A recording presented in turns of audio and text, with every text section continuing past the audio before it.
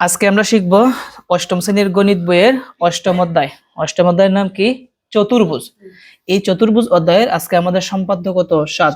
তো 7টা সম্পাদ্য কিন্তু আছে। আজকে আমরা 7 নাম্বার সম্পাদ্যটা শেষ করব। খুবই ইজি একটা সম্পাদ্য। তো এখানে আছে কোন বর্গের একটি বাহুর দৈর্ঘ্য দেওয়া আছে, বর্গটি আঁকতে হবে। সবচেয়ে সহজ হচ্ছে বর্গ। সবচেয়ে সহজ হচ্ছে কি? বর্গ। আমরা বিশেষ নির্বাচন লিখব যে মনে করি একটি বর্গের বাহুর দৈর্ঘ্য এ দেওয়া আছে। কি লিখবো? একটি বর্গের বাহুর দৈর্ঘ্য এ দেওয়া আছে, বর্গটি আঁকতে হবে।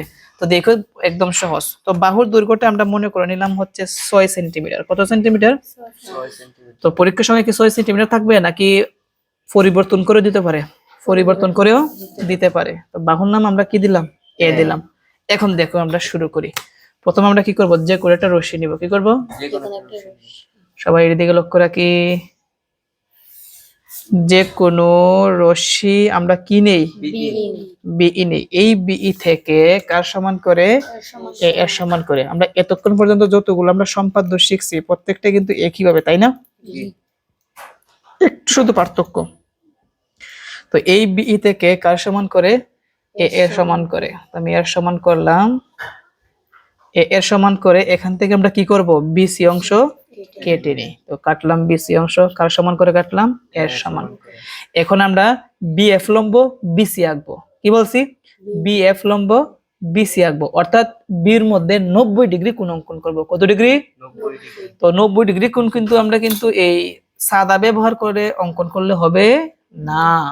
90 ডিগ্রি কোণ অঙ্কন করতে হবে কম্পাসের সাহায্যে। কিসের সাহায্যে?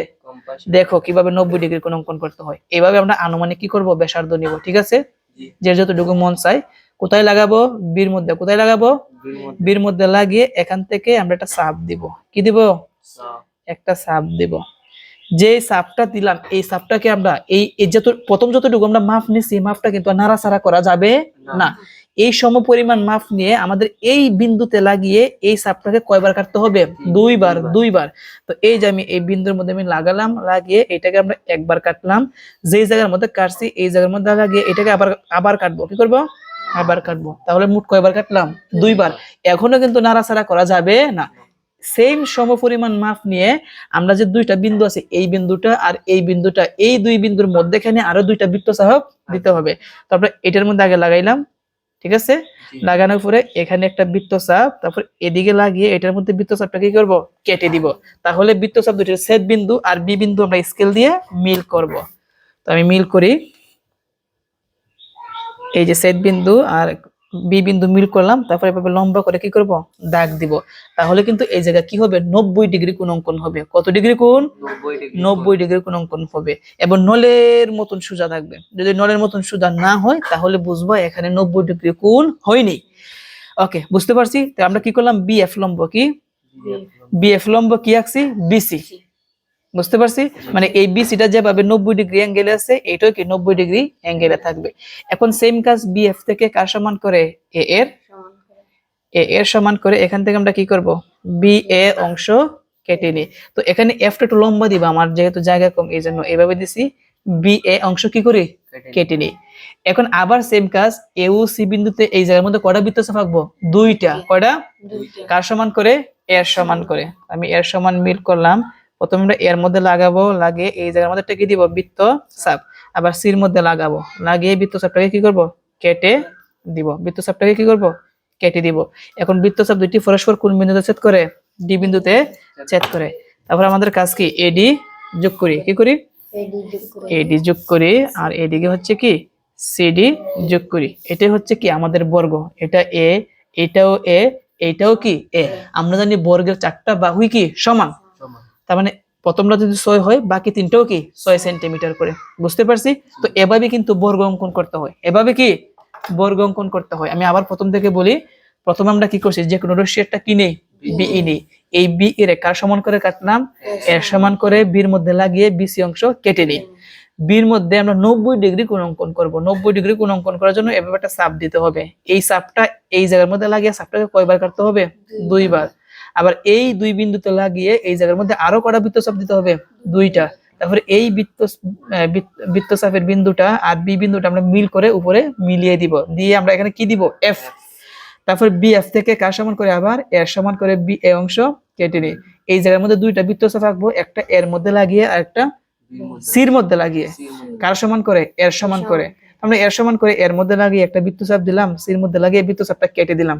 তো বৃত্তচাপ দুটি পরস্পর কোন বিন্দুতে ছেদ করে? ডি। এই ডি যোগ করি, সিডি যোগ করি। এখন আমরা কি দিব? অঙ্কনের বিবরণ। এখন আমরা কি দিব? অঙ্কনের বিবরণ। আচ্ছা, আমরা সবাই লক্ষ্য রাখি যে আমরা অঙ্কনের বিবরণটা কিভাবে দিব। তো প্রথম আমরা কি করলাম? যে কোনো রশ্মি কি নেই? বিই নেই। সেজন্য আমরা লিখছি যে কোনো রশ্মি বিই নেই। তারপর বিই থেকে কার সমান করে? এ এর সমান করে বিসি অংশ কেটে নিই। সেই জন্য আমরা লিখবো বিই হতে এ এর সমান করে বিসি অংশ কেটে নিই। তারপর এখানে আমরা বির মধ্যে 90 ডিগ্রি কোণ অঙ্কন করছি। কত ডিগ্রি? এটা কিন্তু এভাবে বলতে হয় যে বিএফ লম্ব বিসি আঁকি। কি বলতে হয়? বিএফ না, বিএফ লম্ব বিসি আঁকি। এই যে আমি লিখছি বি বিন্দুতে বিএফ লম্ব বিসি, এই যে চিহ্নটা আছে এটাকে বলা হয় লম্ব চিহ্ন। কি বলা হয়? তুমি চাইলে এই চিহ্ন না দিয়ে যদি এখানে লম্ব বানানো লিখো তাহলেও হবে। তো বিএফ লম্ব কি আঁকি? বিসি আঁকি। তারপর এই বিএফ থেকে কার সমান করে? এ এর সমান করে বি এ অংশ কেটে নি।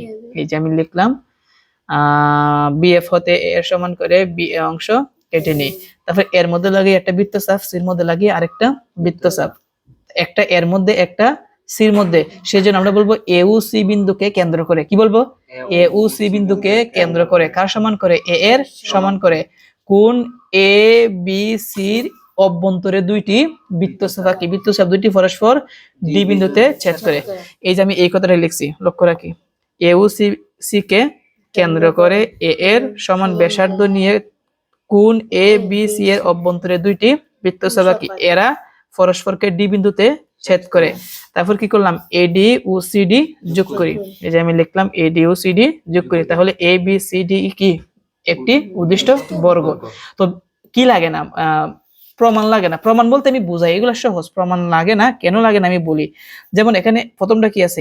A B. কি আছে? এ বি সমান, তারপর কি? এডি কি? এরপর বাহুর নাম কি? এডি। তারপর কি আছে এখানে? বিসি। কি আছে?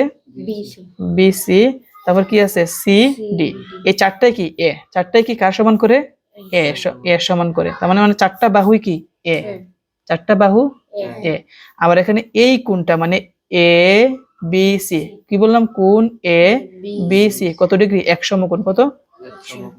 এক সমকোণ। তাহলে অতএব